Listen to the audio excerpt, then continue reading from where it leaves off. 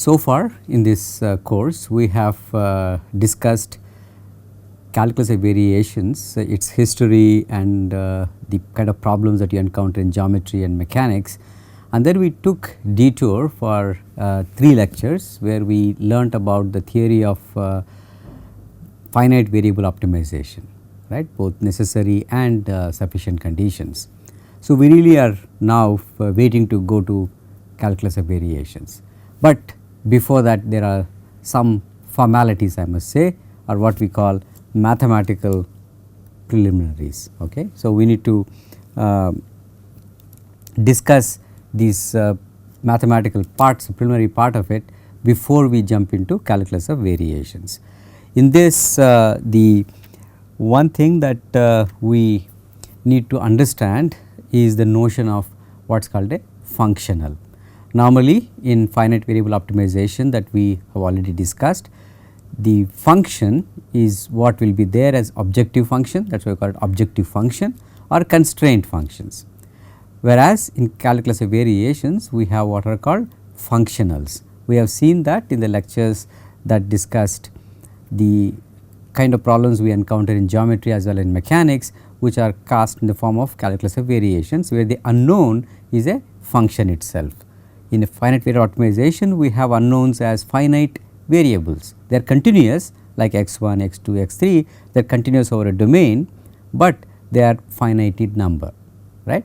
In calculus of variations we will have function itself as an unknown, such as if I just take the Brachistochrone problem that we say there is a point here, there is a point here and there is gravity acting.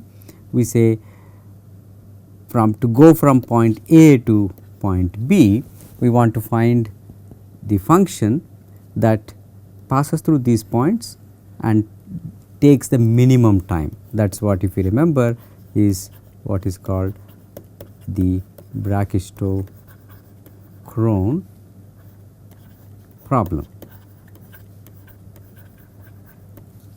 Okay. So, this function, if I call it y of x, that is what we do not know. We want to find that one which minimizes the time. So, if I say x here and y of x here, so we will get some functions, there are a lot of them. Let us say point A is here, point B is here, there are a lot of functions that are possible. We want to know which one of them will be the answer, that is the one that minimizes the time. Now, the time that we had, if you recall, we had like an integral, right. So, this time of descent, if I keep a little bead here for it to fall and come over here, there is certain time taken. That time turned out to be integral, where if I say this is x here, right. So, the 0 to let us say h, it was 0 to h, and we had something which dependent on this y of x as well as dy by dx. That is what we had. Okay. So, here this is called a functional.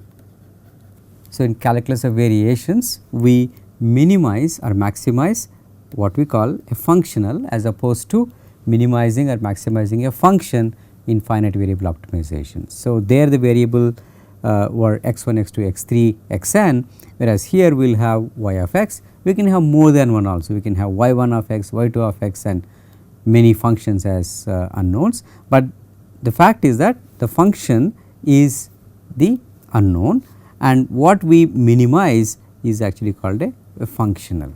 Okay.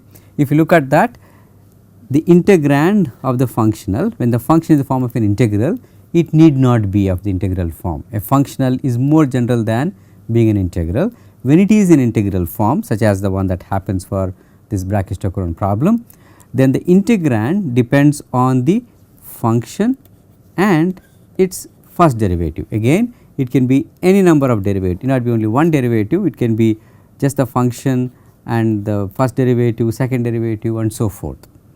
Okay. So, such a thing is called functional. Understanding functional in this manner will only take us that far. We need to know a proper definition of what a functional is, okay, because when we understand the functional and then how that functional depends on the functions. So, here y of x is our function, right, and its derivatives also are there. So, among all these functions that exist, so let us say I want to find a particular function, let us call that y star of x. So, here let us say minimizing time is obtained by a particular function which we know as a cycloid. Okay. Let us say cycloid is given denoted by this y star of x. We need to find it by searching through a number of functions. So, we do not know, there are a lot of different curves that are possible that go through these, right. So, among all of those functions, let us think of a set of all these functions. Let us say there is a y1, there is a y2 and there is a y3 and so forth, many functions, but there is also lurking there y star which is our answer. Okay. We have to search in this space, okay, which we actually call a function space, just like our variable x belongs to a real number space. Okay, x1, x2, x3 each of them belong to real number space. Similarly, here we have to deal with what is called a function space, a space that has a lot of functions. Now, which function, what kind of function, what are its properties, that is something that we want to discuss today, which is what we call mathematical preliminaries of calculus of variations. The first one you want to understand is a functional. Okay. Before we discuss what a functional is, we can actually talk about or remind ourselves what a function is. Okay. We won't talk about functional, but let us talk about what functional is our aim, but let us first see what a function is first. There is a lot of text here that you can read leisurely. Let us just discuss. This text is written so you can understand offline as well, but let us jump in and then see what a function is. Okay. Okay. A function which is highlighted here, if you read, it says a rule which assigns a unique real, or in brackets we have put complex. Let us leave out that parenthetical part now. A rule which assigns a unique real number to every x belonging to omega, some domain over which this function is defined, is said to define a real function. So, that means that for every x there is a unique f of x or y of x, whichever symbol you are using to denote the function. That is what a function. Function is a rule. It says that in the domain, let us say x1 to x2 is our domain. In that real line, if I pick any point, I would like to know a unique number that is that function. Okay. That is, if you have if you draw, let us switch here. Okay. So, let us say I take x axis, okay, this is our x axis. I define my domain, let us say somewhere x1 and x2. Okay. Let us say there is an origin here. All right. Now, I want to define a function y of x or f of x, whichever. Now, any value I take in the domain x1, x2, there must be a unique value y of x. If I take another point, another one. If I take another point, there should be another one. So, if I do that, I should have a function, something like that. So, for any value that I take over here, there should be a unique value for y of x. That is what is a function, right. We all know intuitively what a function is. Let us understand what a functional is in the same intuitive way. Okay. So, we understand what a function is now.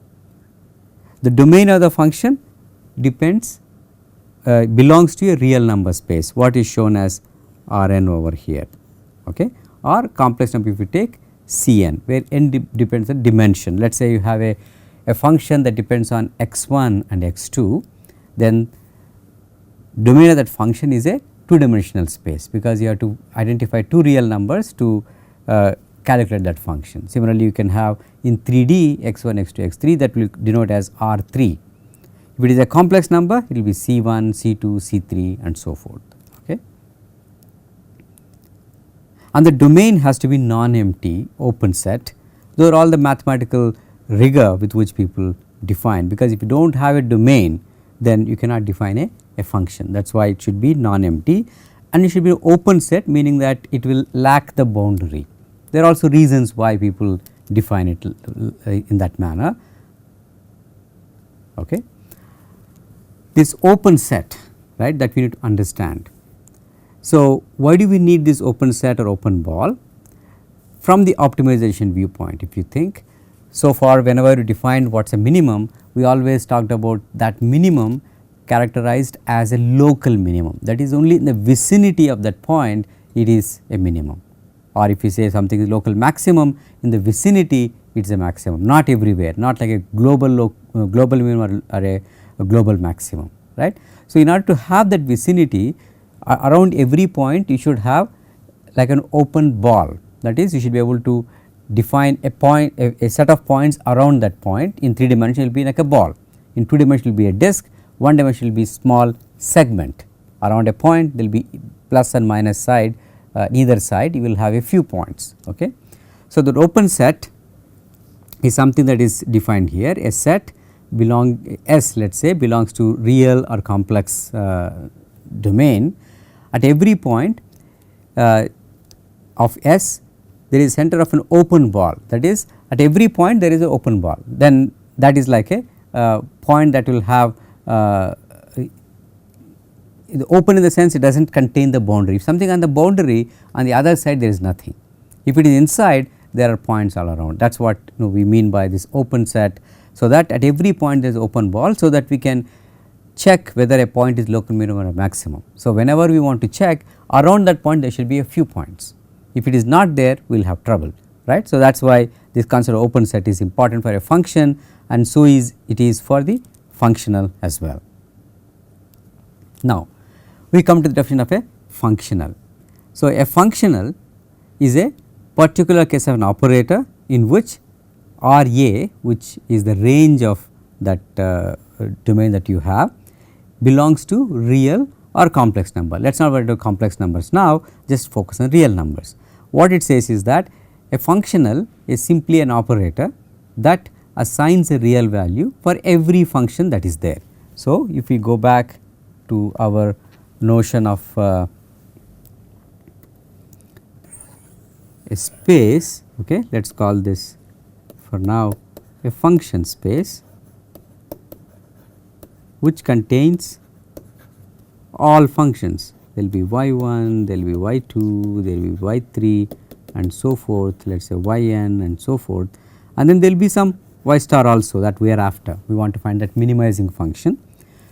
So, what this functional does is we have the real number space, okay, let us say this is R1 or just R, that it contains all real numbers. I could have drawn it like a line also, okay, real number space, I can also put a real line, right.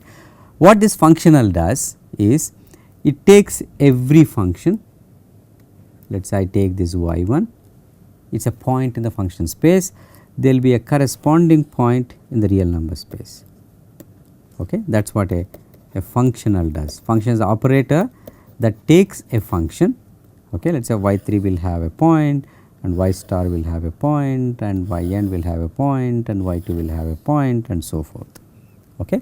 For every one of them there is a corresponding real number, that is what is a functional, okay. Just like a function is a mapping, or what we said, there is a correspondence from real number, that is real number here, to a point that correspond to this y here, okay. In a similar way, a functional takes a function and finds a corresponding real number, okay. That is what is a functional is. But then we put an operator, so we have to define what this operator. In the definition we said a functional is a particular case of an operator in which the range is real number space. Now, what is an operator? Operator again is a correspondence, okay, a of x equal to y. If x is given, it will find y by doing an operation called a of x, like f of x, okay. So, This operator is defined from one metric space to another metric space. We have underlined this metric space, we will define it. What is a metric space? Okay. And there will be the domain and range that you are familiar for a function. So, similarly here also when you say it is an operator, there will be a domain for the operator. You take an element from that, from the domain, and find something in the range, which is the output. Okay. Now, we said a metric space. So, we have to now talk about what a metric space is. So, this is something that you find in rigorous mathematics. You have to define everything precisely. So, a lot of definitions will come, and if you really want to know the mathematics of this very well, you should take a course on real analysis or function analysis. That will be a lot of work for engineering students. So, what we are going to do in this lecture and the next lectures is to provide you the background to study that if you wish to. Okay. So, intuitive understanding of various terms. So, let us understand what a metric space is. So, a metric space, which is highlighted in yellow here, is a pair x and d consisting of a set x together with a metric d. Okay. That is called a metric space. When you say metric space, that has a metric meaning a measure. What does it measure? It actually measures the distance between 2 points. With real numbers, when you take 2 points, you know how much the distance between them is. Let us say I take a point here, another point over there, distance between them is as long as this pen is. If I take a 2-dimensional thing, if I put 2 points on a plane, I can talk about distance between them. But then we are talking about the Euclidean spaces that we are familiar with, but these spaces can be very general and abstract also. So, a metric space is one where for every point in that space, okay, x belongs to the points are element of that space, there is a distance metric defined. Okay. And this metric has to satisfy 4 properties which are listed here. First of all, this distance has to be non-negative. Distance between 2 points cannot be negative. It can be 0, okay, but it cannot be negative. So, it is non-negative. And second property says that if the distance is 0, that means that 2 elements or points that you have taken must be one and the same. That is what is second property, that is called the 0 metric. When the metric is 0 between 2 points x and y, then x should be equal to y. And then there is symmetry also, the third property, dxy is equal to dyx. Distance from a to b is same as distance from b to a. If that is satisfied, that is another rule that metric space will satisfy. And the fourth one, which is somewhat non-trivial, but yet very obvious, that distance, that metric between 2 points x y is less than or equal to, if you take another point z, distance from x to z and distance from z to y or y to z because of symmetry. Okay. This is called the triangular inequality. It is quite obvious because if I are given let us say 3 points a, b, c, okay. Let us say we take point A, point B and point C. So, this is A, B and C. Okay. We are talking about 2 points, let us say between A and C. What it says that if I take a third point, the distance from A to B plus distance from B to C, that will be greater than distance from A to C. That is very obvious, right. But that is what is a property that this metric has to satisfy. Basically, it says that this distance is less than sum of these two distances. That is very obvious, that is triangular inequality. Okay. My high school teacher used to call this donkey's theorem, because if you put some grass over here, let us choose some green for grass. If there is grass here and you have a donkey here, that is my rendering of a donkey. Okay. If you ask the donkey to go and take the grass, the donkey is not going to go this way, it is going to go straight like this, right. So, this is a very intuitive obvious thing, but the definition is a definition. The 4 properties for a metric space, we have to understand them intuitively as well as mathematically. Okay. If you define a particular metric, a distance between 2 points that satisfy these properties, then that will be a metric space. Okay. There are some examples given. So, if you see at the bottom of this slide, distance between 2 points can be absolute value. If you take x and y, difference in them take absolute value, that can be a metric, or it could be just 1 or 0. If x and y are different, you say distance is 1, if x, y are the same, you say distance 0, that is also a metric. You can go back and verify if the 4 properties are satisfied, they are indeed satisfied for this, then that is a metric. Or you can have normal distance metric between 2 points, square root of x1 minus y1 square plus x2 minus y2 square if you are given 2 points xy. Okay. Or you can have absolute value of x1 x2 difference, absolute value of y1 y2 difference, add them up, that will be a metric. So, one can define a lot of different metrics that satisfy those 4 properties. Okay.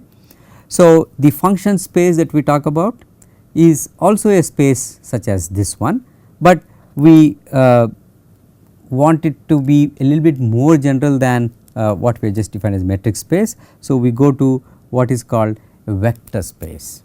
Okay. A vector space is a little bit more elaborate than a metric space. Okay. And this vector space needs what is called a field, which is denoted by the symbol here k, that has its own 4 properties just like metric has. But then before that, let us think about this vector space. Vector space is a non-empty set x of elements of any kind, they are called vectors.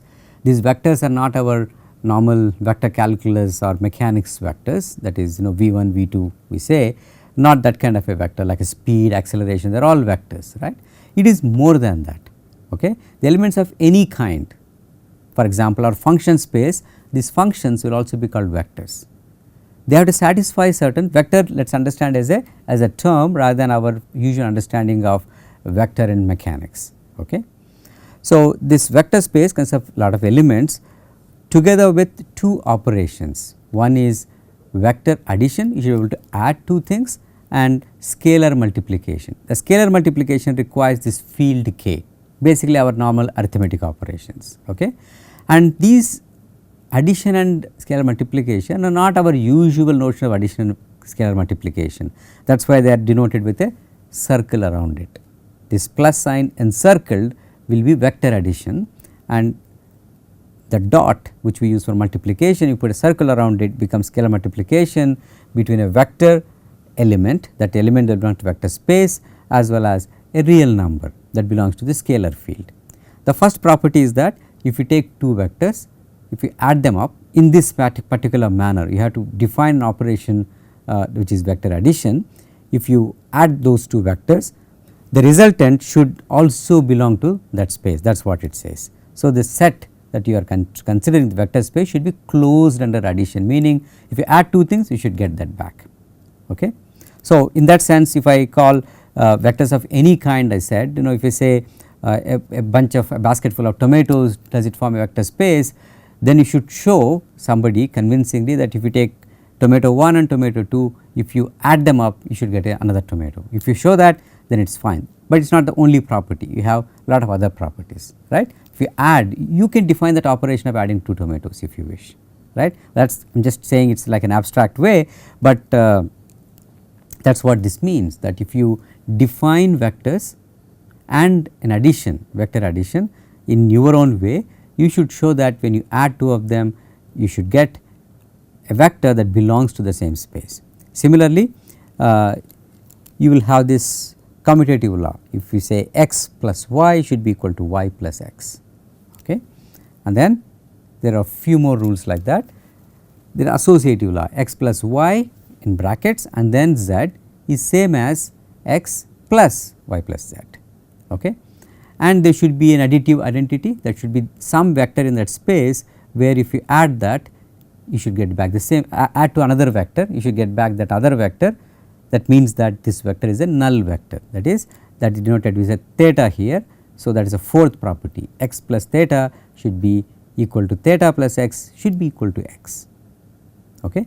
And there should be additive inverse also, a negative quantity. If you have 2, there should be a minus 2. Similarly, if there is a x, there should be x prime such that when you add them up, you should get the null vector, okay. Those 5 things talk about addition and basically addition, right, vector addition, first 5 properties. Next ones talk about scalar multiplication. We have a scalar field k which is for now real numbers, right, and there is usual arithmetic operations of addition and subtraction, multiplication, division and so forth.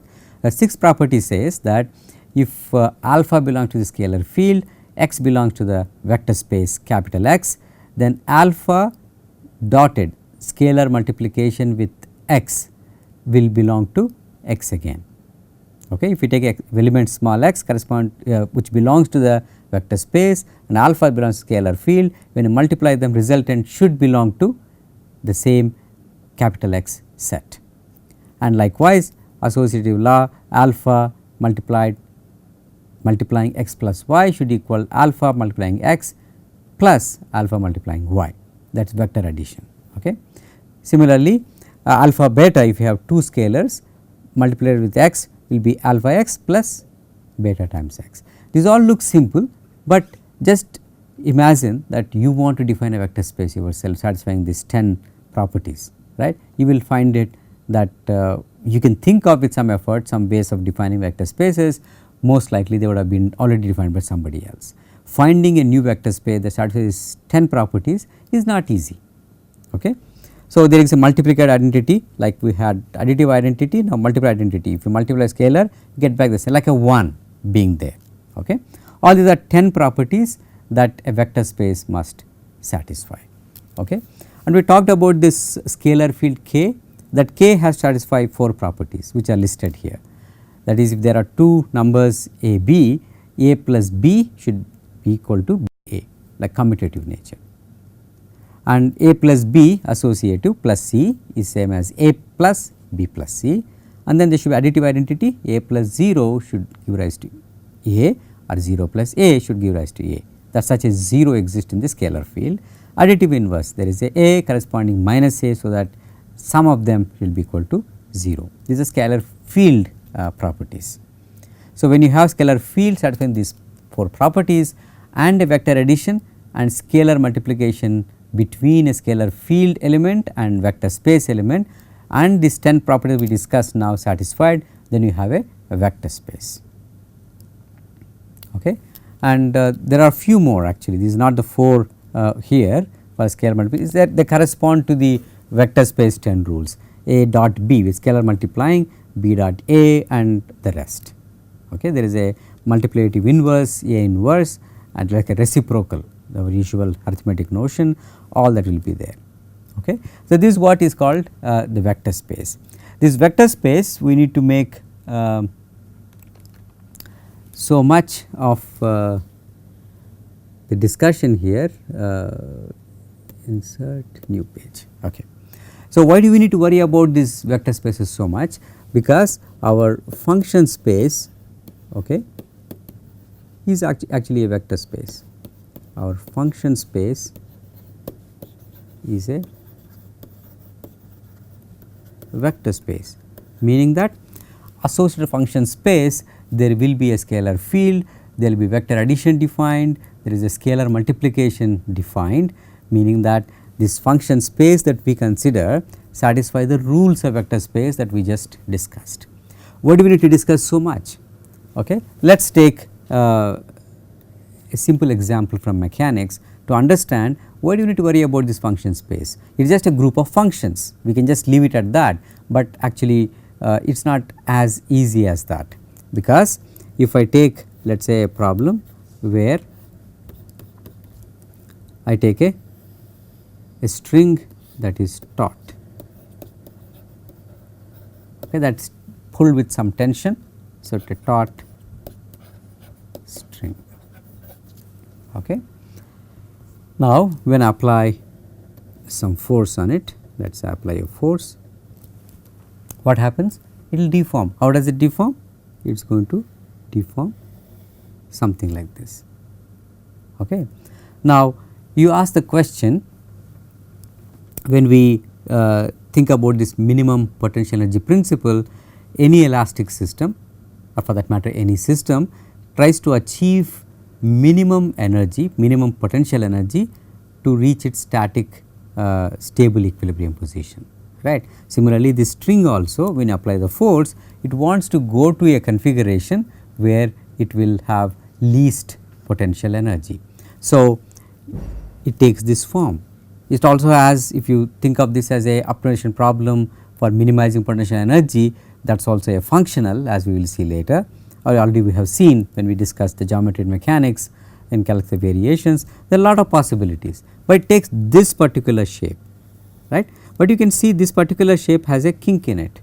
So, we are not saying all differentiable functions are the ones that we have a function space here, right. For this, there are a lot of shapes here. They can be shapes like that, there are shapes like this, the string can take, right. So, now what do we make of this function space? What should be there? So, only continuous ones, but then even discontinuous things are possible. So, let us just take an example. If I take and get something like this here, which is really discontinuous over there, how do I do that? I have to take a wedge of a form like this. Okay, imagine that I have a wooden block like this from that side, and then another wooden block of matching profile. I squeeze the wire between these two. So, this green line that you have shown has no option than having this discontinuity. So, I need to allow those also here, discontinuous functions. Okay, they are there and then sudden discontinuity and then go there, because the string needs that also. So, we need to define what this function space is, which we will continue in the next lecture.